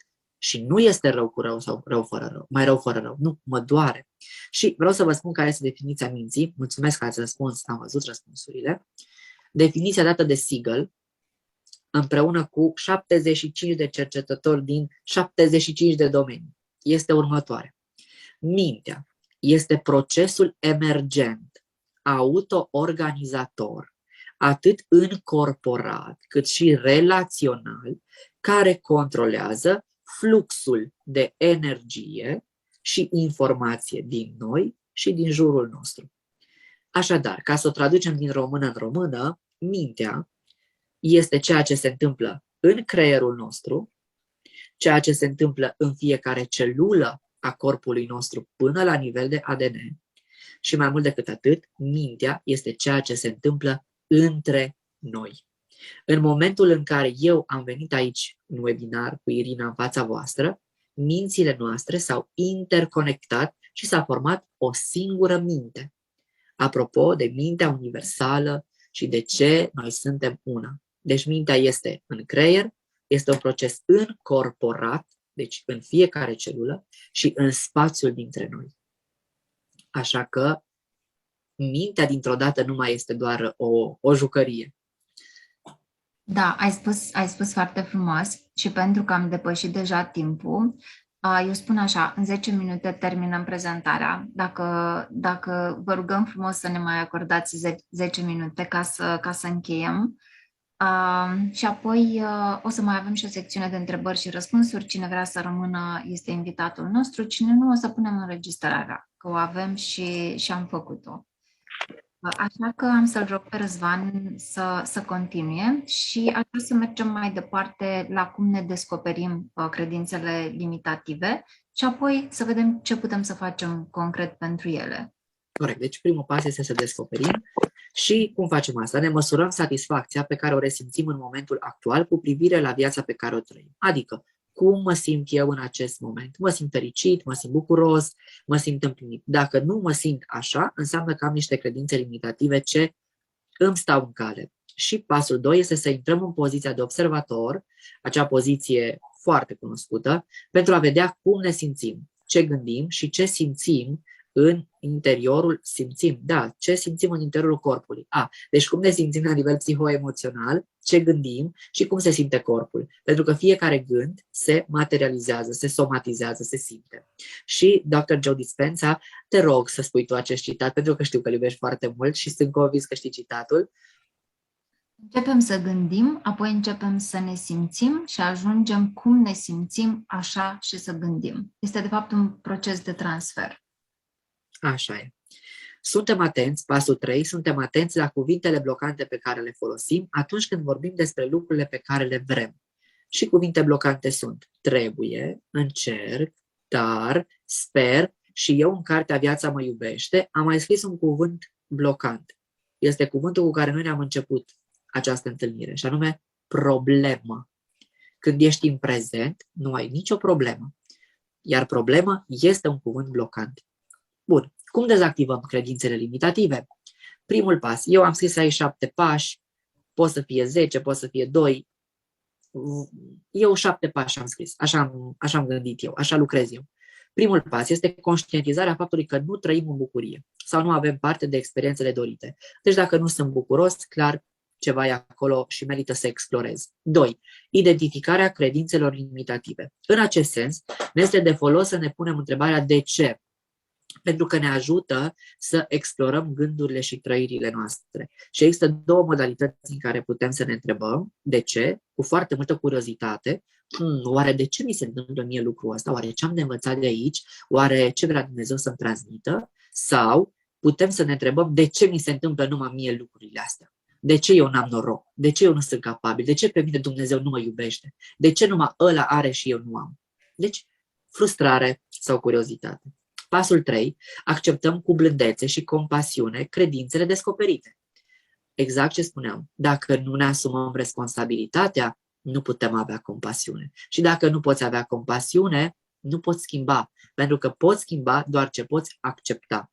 Știu, există și o altă idee foarte puternică, să nu-ți accepti problemele. Însă eu cred că acceptarea ne ajută să ne schimbăm. Și 4, ne folosim de puterea neuroplasticității cerebrale, mi se pare că aici este secretul, știind că neuroni noi se nasc constant în creier, în hipocamp, și se pot conecta cu neuroni de aceeași frecvență. Și principiul neuroplasticității spune că neuronii care se aprind împreună se conectează și aici intervine disciplina, pentru că exact cum v-am spus, nu putem crea coerență între inimă și creier respirând de 2 ori în 6 timpi. Este nevoie să respirăm de mai multe ori. Și din ce văd eu așa în cercetările neurologilor, o schimbare, și te rog să confie sau poate să contrazici dacă ai găsit alte informații, se produce cam în minim 8 săptămâni. Da, cercetătorii asta spun. Spun că depinde de la persoană în funcție de cât de antrenată este persoana respectivă. Asta înseamnă că dacă tu ți-ai antrenat creierul să faci tot timpul lucruri noi, să ieși din zona de confort, atunci o să fie mai ușor să mai schimbi încă o credință. Dacă n-ai făcut lucrul ăsta niciodată, atunci o să fie mai greu și rezistența va fi mai mare. Și cumva media este undeva la 66 de zile. Asta 66 de zile sunt 3 etape. Prima etapă de distrugere a rețelelor vechi, apoi este o etapă în care se procesează și se face trecerea și este o etapă de disconfort și apoi este o etapă de implementare. Cumva timpul ăsta cred că depinde de la persoană la persoană și cu cât suntem mai antrenați, cu atât o să ne fie mai ușor. Și dacă ne antrenăm acum pentru a schimba o credință, noi de fapt ne antrenăm pentru schimbarea tuturor credințelor. Adică antrenamentul e mai important decât rezultatul pe care îl obținem, poate pe termen scurt, că mie 66 de zile îmi par un termen scurt. Scurt, da. Deci Jon Kabat-Zinn Asta a spus că cei care nu au făcut deloc, niciodată, nicio ședință de mindfulness au putut să constate niște schimbări notabile în 8 săptămâni cu 10 minute de practică pe zi. Adică nu e nevoie să stai 3 ore să faci meditație sau 3 ore să fii atent la ce se întâmplă în corpul tău. Este suficient 10, 12, 15 minute, însă aici nu este vorba de, apropo de cantitate versus calitate. Este nevoie de puțin, este o carte ce se numește Atomic Habits, care vorbește că atunci când vrei să te pui cu un nou obicei, vrei să înveți un nou obicei, este util să nu depășești regula celor 2 minute. Fă 2 minute acel lucru, dar fă-l în fiecare zi. Bun, poate că va dura mai mult de 8 săptămâni, dar important este că nu te avânți dintr-o dată, în ziua întâi, și când ajungi la ziua a doua și vezi că încă nu vezi rezultate sau, din contră, întâmpini o criză de vindecare, atunci cedezi și renunți. Bun. Neuronii conectați, deci primul pas este să conectăm 2 neuroni împreună care se vor conecta la alții. Cum se face asta? Prin disciplină. Neuronii astfel conectați formează niște rețele neuronale cu o nouă gândire, cu un nou potențial. Aceste relații se consolidează cum? Prin repetiție și atenție concentrată. Și vreau să vă spun că neuronii care se aprind împreună se conectează împreună și în același timp, dacă s-au conectat 2 neuroni, înseamnă că ei s-au deconectat din altă parte, nu? Logic. Deci asta înseamnă că atunci când noi formăm noi rețele neuronale în creier, vechi rețele neuronale se sting, pentru că nu mai există energie, nu mai există neuroni care fizic să întrețină acea conexiune. Următorul pas este să trăiești visul. Și citesc acum foarte multe cărți care vorbesc despre puterea vizualizării. Și vă recomand pe David Hamilton, care a scris foarte multe cărți pe tema asta, despre cât de importantă este vizualizarea. De ce? Pentru că creierul nu face distinția între ceea ce este real și ceea ce tu îți imaginezi. Deci creierul nu face distinția că tu trăiești fericirea sau ești într-o stare în care îți imaginezi că te simți bine și îți este bine. Pasul 6, exact ce ne spunea și Irina, este să înfruntăm frica. Pentru că este firească, toată lumea simte frică. Deci e nevoie să avem compasiune pentru noi și de folos ne poate fi întrebarea, ca să ieșim din această stare de frică, care ar fi cel mai rău lucru care ar putea să se întâmple? Cel mai rău lucru probabil ar fi să murim. Însă, atunci când înțelegem că de fapt moartea se întâmplă a rare ori în fiecare moment al clipei noastre, atunci te eliberezi și îți dai seama că de fapt moartea este, cum spunea Maica Siluana, un examen pe care nimeni nu l-a picat, deci n-ai nicio șansă să-l pici. Snoopy zicea, stăpânul lui Snoopy zicea, hei Snoopy, știi, într-o zi vom muri cu toții. Și Snoopy a răspuns cu foarte multă inocență și multă înțelepciune. Da, dar în toate celelalte zile, nu. Așa că trăiește, înfruntă frica, care ar fi cel mai rău lucru care s-ar putea întâmpla? Păi să am un eșec, stai liniștit, cu siguranță vei avea eșecuri. Dacă vei îndrăzni să ieși în arenă, dacă vei îndrăzni să ai curaj, să lupți pentru ceea ce îți dorești, îți garantez că vei și da greș câteodată. Dar asta nu înseamnă că ești un ratat, ci înseamnă că a fost un moment de eșec în care ai căzut și e nevoie să ai niște oameni alături de tine care să te ajute să te ridici. Vă pot învăța și o tehnică pentru asta. Și pentru a ne înfrunta frica, ne sunt de folos exerciții de autoreglare emoțională. Eu le fac cu copiii, dar să vezi ce funcționează cu adulții. Și tehnica pe care eu vă recomand aici este tehnica zona verde. Și vă invit să puneți o mână pe piept, eventual mai aproape de inimă un pic, și o mână pe abdomen. Punem un pic de presiune și vă invit să respirăm liber.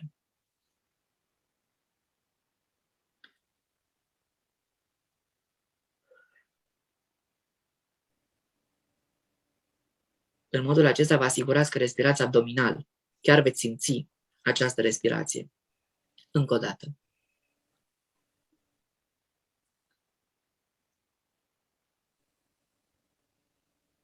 Și puteți să cuplați această tehnică cu respirația pe 6 timpi. 6 inspir, 6 expir. Daniel Siegel a propus această tehnică și prin intermediul acestei tehnici se realizează integrarea cerebrală. Cele 2 emisfere se integrează. Și o să vreau să vă întreb, cine a pus mâna stângă pe piept? Da, cred că puteți să spuneți, sau măcar să ridicați mâna. Cine a pus mâna stângă? Cui a fost mai ușor, i-a adus mai mult alinare mâna stângă pe piept și mâna dreaptă pe abdomen? Eu nu văd, dar Irina cu siguranță vă vede. Bun. Și acum hai să facem cu mâna dreaptă pe piept și mâna stângă pe abdomen. Ia încercați.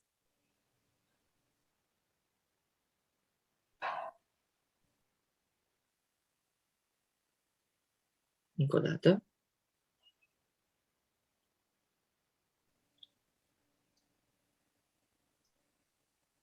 Ok.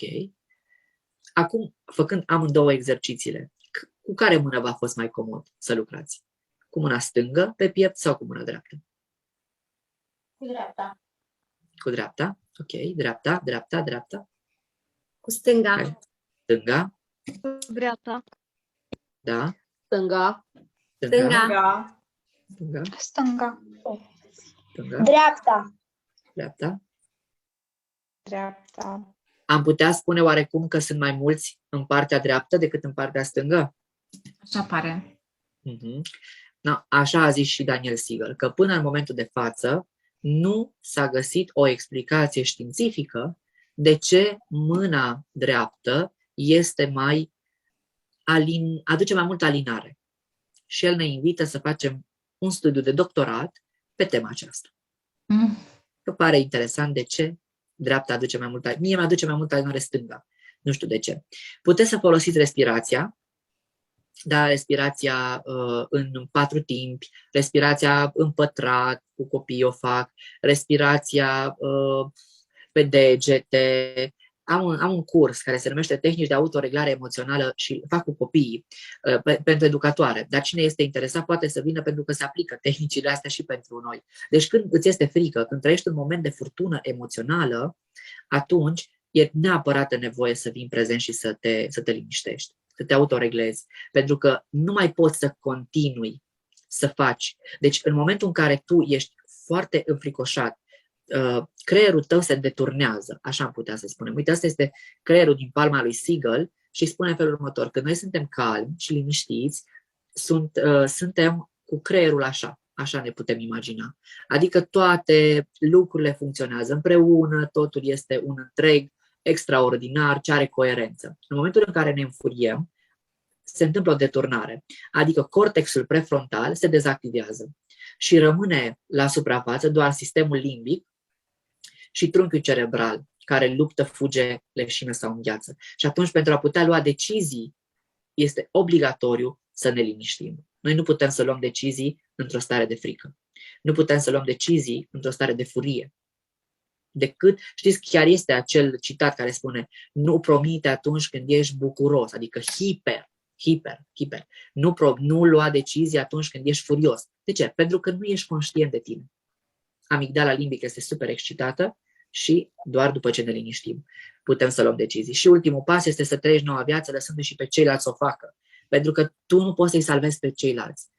Eu am venit și v-am spus niște lucruri, Irina la fel, dar nu putem să trăim viața în locul vostru. Și atunci bucuria este să îi lăsăm și pe ceilalți să experimenteze și să trăiască viața. Mulțumesc tare mult! Da, ai explicat minunat, Răzvan. Despre provocarea lui acum am tot vorbit pe parcursul acestui webinar și mă bucur că am făcut asta. Și eu vă propun și niște pași în interiorul nostru ca să ne conectăm cu potențialul nostru divin și, în primul rând, să conștientizăm că planul divin sau potențialul divin se întâmplă atunci când suntem în prezent. Și când suntem în prezent ne urmăm intuiția, care este naturală, intuiția și inspirația, care nu este altceva decât ghidarea divină. Și apoi, e important să avem o intenție. Intenția înseamnă că ne-am asumat responsabilitatea, că vrem să schimbăm ceva în viața noastră, că vrem ca lucrurile să fie mai bune sau pentru mai mult bine al nostru. Și atunci este important să ne punem o intenție și să punem o emoție. Emoția ar fi: cum aș vrea să mă simt față de cum mă simt acum. Dacă nu sunt suficient de bucuros, dacă nu simt suficientă compasiune, iubire, apreciere, bucurie în viața mea, să-mi doresc aceste emoții. Și apoi o decizia conștient că eu îmi doresc să trăiesc această realitate și să am încredere că așa va fi. Și apoi acțiunile vor veni către noi. Lucrurile se vor întâmpla. Pentru că Dumnezeu nu întârzie niciodată atunci când îi cerem ceva, și este suficient să cerem și ni se va da, și este suficient să trăim în stare de prezență și lucrurile se întâmplă. De asemenea, Florence Scovel-Shinn spunea foarte frumos: pentru fiecare om există o expresie de sine perfectă, împlinirea potențialului maxim, un loc pe care ar trebui să-l ocupe numai el. ceva ce numai el poate face perfect. Dar este necesar ca omul să perceapă ideea înainte ca ea să se poată materializa. Asta înseamnă să facem și noi pasul ăla, primul pas din cei 1000 de pași. Iar chemarea cea mai puternică a omului va fi pentru planul divin al vieții sale. Asta înseamnă că noi știm.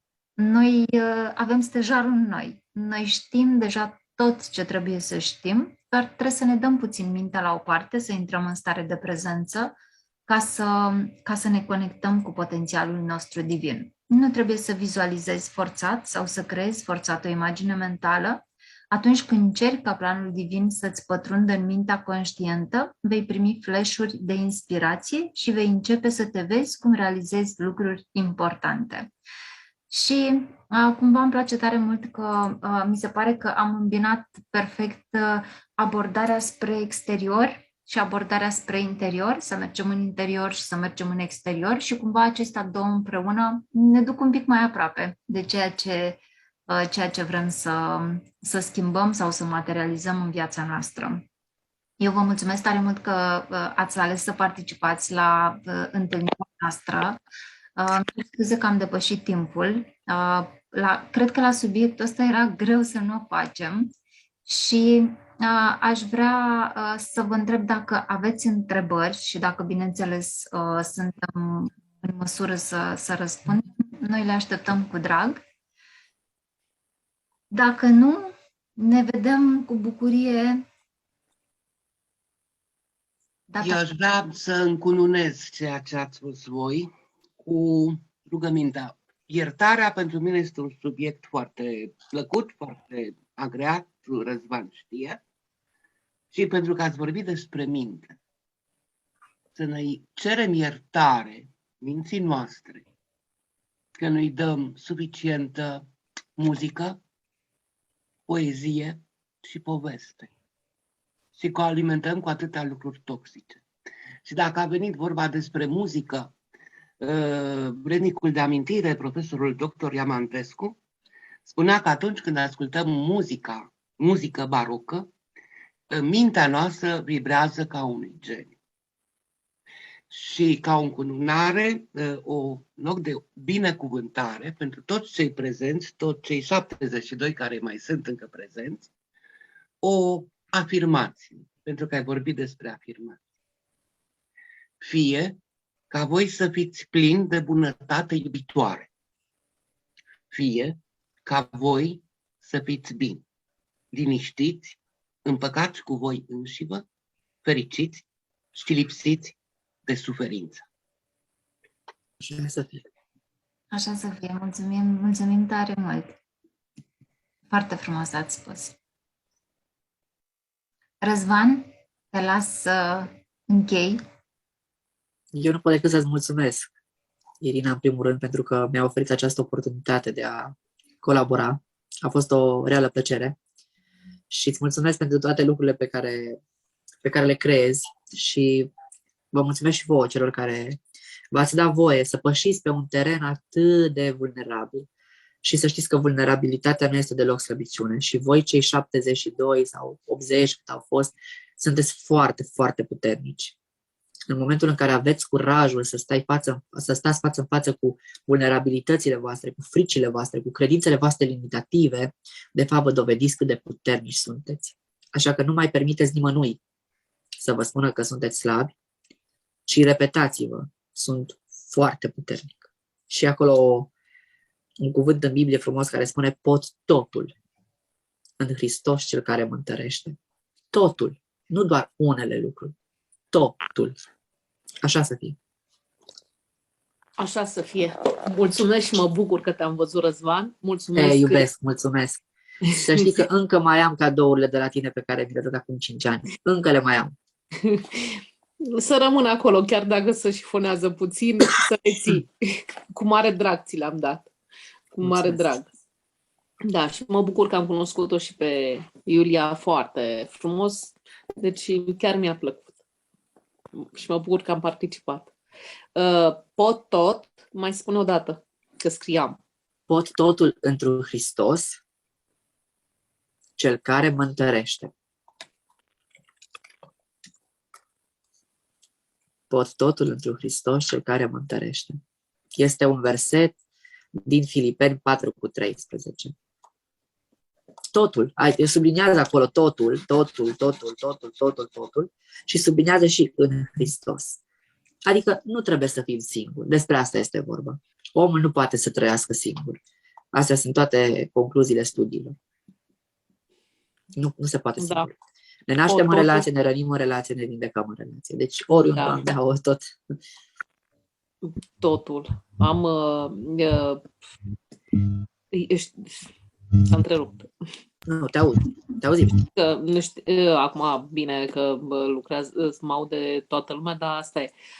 Am o problemă la serviciu am o problemă la serviciu acum și aici. Deci atunci n-ai o problemă. Și nu pot să o depășesc. Adică o depășesc, cum să spun, pentru că tac și nu zic nimic și accept totul. Știi că eu lucrez cu mama și copilul, după cum știi, sunt educator și, bine, mămicile sunt venite din medii diferite și am acum o fetiță care m-am înțeles foarte bine cu ea, dar ea vorbește puțin mai vulgar, ceea ce mie nu prea îmi place, știi? Nu știu cine... Pe partea asta educațională scriem în privat și vorbim. Ești invitată la cursurile pe care le facem pentru educatoare. Așa. Și acolo învățăm. Uite, am avut acum o săptămână curs despre cum să predăm bazat pe atașament. Păi și unde intru la tine? Că aș vrea să... Păi pe Facebook. Pe Facebook Sunt le dai? extrem de accesibile cursurile. Da. Discutăm. Știu Deci că pe partea tu- asta educațională discutăm ca să nu acaparăm discuția cu o problemă care nu neapărat are legătură cu toată lumea. Ideea era că în momentul când începe să țipe, atunci, chiar cum spui tu și probabil o să fac exercițiu, mă apuc o teamă, dar mie nu mi-e frică de... Nu mi-a Păi e fost posibil frică ca cineva să-ți fi țipat atunci când ai fost mică, sau e posibil ca tu, când ai fi țipat când ai fost mică, să fi fost înfricoșată de cineva, de un părinte, de un adult din jurul tău. Deci tot ce simți tu, tot ce simți este practic nimic altceva decât o oglindă sau un ecou, uite așa e mai corect, un ecou a ceea ce am trăit în primii 7 ani. Știi? Deci apasă, uite cum zice Erica, apasă niște butoane din trecut. Deci dacă pe tine te înfricoșează când cineva țipă, adică te înfurie sau te sperii. Nu, acum, deci mă apucă tremuratul. Deci niciodată nu mi s-a întâmplat. Nu este mi s-a furie întâmplat. sau frică? Pot să spun și frică și furie că nu pot să mă manifest. Cred că sunt combinate amândouă, că nu pot să-i zic nimic, știi, că e în instituție și n-am voie, Uite, asta poți să faci. Asta. Să o mângâi, să te conectezi cu ea. Asta e primul pas. Ne conectăm, mângâiem copilul. Asta le ajută foarte, foarte mult. Dar dacă Să mă mângâi pe mine, personal? Nu, dragă, pe ea. Păi nu mă lasă. Uite așa, te duci aproape de ea și o rogi. Știi când poți să lucrezi chestia asta? Eu așa le spun educatoarelor. Lucrăm cu copilașii atunci când sunt calmi. Tehnicile de prim ajutor emoțional se aplică în momentul în care copilul are o furtună emoțională, deci da, creierul este deturnat, dar noi îl învățăm tehnicile astea când el este calm. Că nu poate atunci în mijlocul furiei, apelează la ce are. Și dacă nu are nimic, atunci nu putem să le învățăm tehnici. Știi? Și atunci conectează-te cu ea atunci când e calmă. Mângâie-o, atinge-o și o să vezi că se secretă oxitocine și asta o ajută foarte mult. Da, dar vorbim despre lucrul ăsta. Bine, mulțumesc că am pus o întrebare așa, deci oricum mi-a plăcut foarte mult că ne-am întâlnit, ne-am revăzut și pentru mine a fost o mare plăcere. Și pentru mine. Mulțumesc. Da, mulțumesc. Vă mulțumesc Vă la mulțumim toți. tare mult. O să punem înregistrarea, o să punem pe pagina lui Răzvan, pe pagina mea. Vă mulțumesc tare mult pentru prezență. Răzvan, îți mulțumesc că ai spus da, iar eu simt că am fost inspirată când m-am gândit să facem un webinar împreună și îmi doresc să fie cu folos. Măcar, nu știu, 1% contează, măcar un pic, o super mică schimbare. Și vă doresc numai bine și multă bucurie și tot ce vă doriți. Și încă o dată vă mulțumesc. Bucurie și iubire. Doamne Mulțumesc. Așa să fie. Așa să fie. Mulțumesc, Irina, mulțumesc, Răzvan, sunteți minunați. Mulțumim! Și ne vedem anul ăsta, Iverica. Nu știu cum, nu știu în ce împrejurare, dar ne vedem. Dacă tu Că te-am vrei. scris pe agenda. Da, e